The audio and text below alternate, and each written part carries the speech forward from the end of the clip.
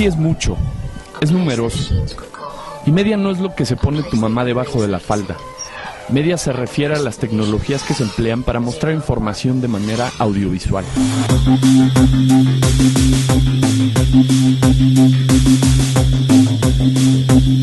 Las ciencias de la comunicación, como el periódico, la radio y la televisión, junto con las ciencias de la tecnología, como el diseño, la programación y la edición, al fusionarse crean lo que es comunicación multimedia.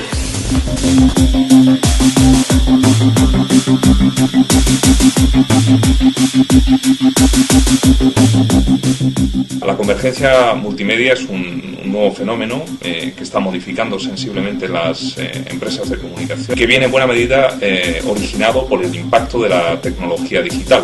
En los últimos años, básicamente en la última década, el desarrollo de las tecnologías digitales y telecomunicaciones ha supuesto un elemento de cambio fundamental en el panorama de los medios de comunicación tradicionales, que básicamente se movían en moldes esencialmente analógicos.